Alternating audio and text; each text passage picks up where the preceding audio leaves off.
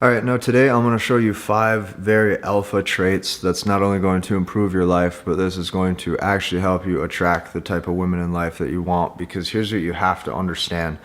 Okay, the concepts that I talk about on this channel, whether you like them or not, does not make them any less relevant. The stuff that I talk about on this channel, you are going to have to internalize as a man, okay?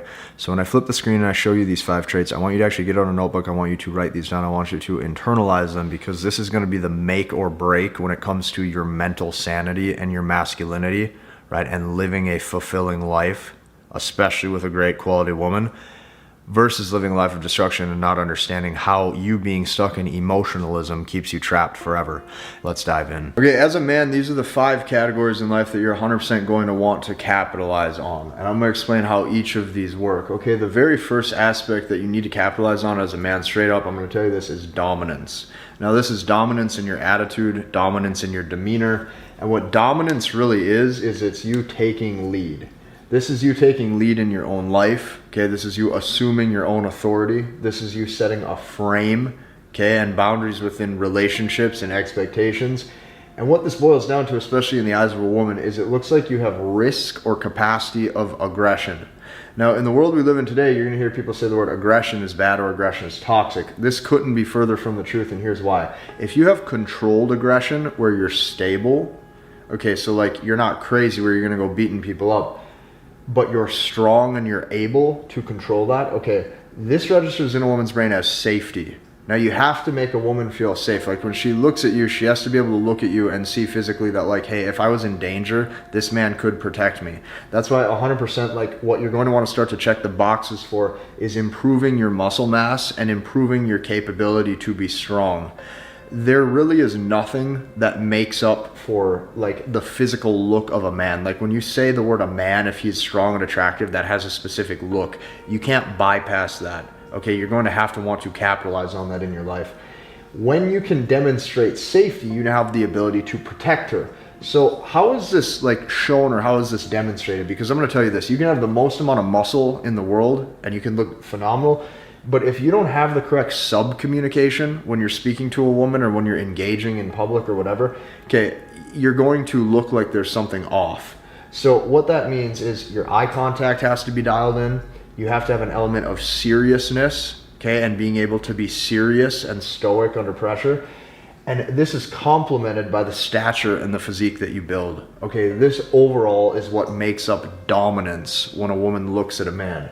Now, once you have tackled this side of things, the next step that you're going to have to master is the internal traits. Because the internal traits of a man shows true masculinity. And there is absolutely no way to demonstrate and show real masculinity without the element of stoicism. So the element of stoicism is you being able to endure emotional pain and or hardship without cracking under pressure. Okay, this is extremely important. This shows you're resilient. This shows you're able to handle stress. You're able to handle hardship, okay? What this means in the real world, in the real life, is like you're going to go through things, okay? I've went through things. Everybody's went through things. Your parents have went through things. My parents have went through things. Your friends have went through things. Everybody goes through things. Please, for 1 second, don't think just because I'm the dude on the camera that you believe like I'm like I'm not human, because I am too. There's this preconceived notion, especially in a lot of these online spaces, where when guys look up to an influencer, when guys look up to somebody they watch on YouTube, they think that they're no longer human because they have a following or they have clout in certain areas. Couldn't be further from the truth.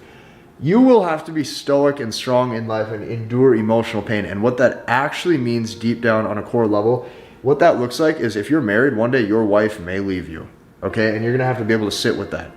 If you're a teenager, you're like your dad might have a heart attack and pass away.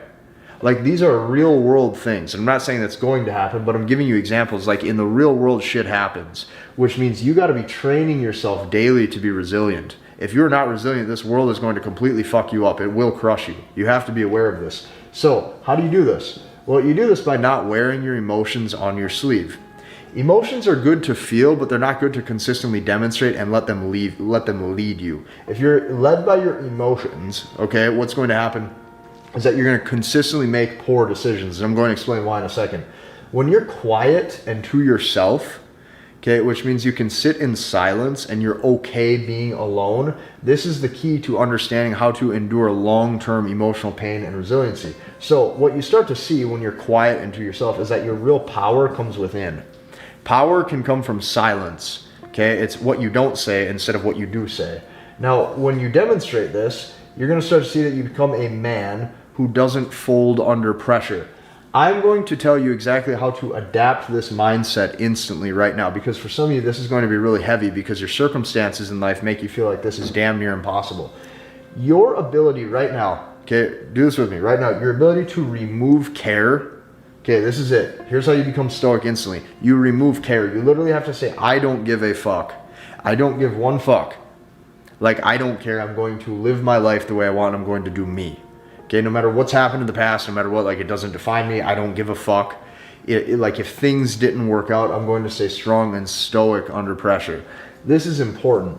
Now, I don't mean to swear, but I did it for emphasis, because you got to understand, your ability to remove care is just super, super, super important. If things go wrong in the world, if things go wrong with a woman, if things go wrong at any time, literally just chalk it up and say, I don't care. You get fired from your job, your boss lets you go, you chalk it up, you say, I don't care, I'll move on, I'll find something better. This is important. Stoic under pressure. Now, when a man has stoicism in his life, the number 2 and the number 3 things that women are going to be looking for at all times is a man who can demonstrate risk and being a successful risk taker and understanding how to demonstrate thrill. Okay, I'm going to explain how these go hand in hand. Let's look at risk for a second. If you're a risk taker who's successful with your endeavors, and no matter what that is, you are now competent. The more competent you are with your endeavors, like, the more badass you seem. And it doesn't matter what that is. It could be business, right? You take a big business risk and it plays off. You look like a stud because you just accomplished something. Okay, another risk. Let's say you're doing something, like let's use a real life example. You're on vacation, there's some cliff. People are scared to jump off it into the water. You jump off, you do a backflip, you land, you're fine. Okay, now that could be risky and you could get hurt, but let's say in the fact you didn't, being a successful risk taker in that situation is extremely attractive to women. So women find this attractive, and just overall how you live in the world with pure intent. When you wake up every day with pure intent to chase your goals, accomplish your dreams, what's going to happen is slowly over time, I'm going to tell you this, you're going to become irreplaceable, because 99% of guys fold in life and they get really content. They get content with their body, they get content with their business, they get content with who they are. Like, the second you're living in like content in any way, shape, or form, your job, your occupation, whatever, you need to be striving for excellence. The reason why you need to be striving for excellence at all times is because if you don't, you start to develop downtime. Anytime a man has downtime and idle hands, you're going to notice this. You fill it with hedonism. You're going to fill it with women. You're going to fill it with lust. Okay, you're going to fill it with going to the bar and drinking. You're going to be filling it with smoking. You're going to be filling it with playing video games. That sloth-like behavior is the quickest way to emasculation. So when you live with pure intent, you understand, like, you now are a successful risk taker. You have a leg up compared to the modern world. Now, let's look at thrill. The reason why you need to bring thrill and atmosphere is because women hate boring men, women hate men without adventure, and women hate men with no purpose. Now, you might be wondering where you're saying, well, Casey, I'm going to bring all these things, and if I do this, what does she bring to the table? Okay, you're in for good news, because when you get to this point in your life, you can actually start to disqualify women from relationships. Okay, now, that doesn't mean you can't see women, that doesn't mean you can't hang out with women, that doesn't mean you can't go on dates, but what I'm telling you is that when it comes to actually real life dating, you're now a man who can actually have stricter qualifications. The reason why you can have stricter qualifications is because if you're bringing X to the table, you can now be a man who has leverage in the relationship where she has to bring Y out of it, or she's not going to receive your utmost commitment. Like, this is basic 101. This is how to be a man and how to demonstrate value in the sexual marketplace.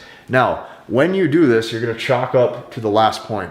Okay, the last point at all times is you have to be at the cause of her emotions. What that means is you're not an effect of hers.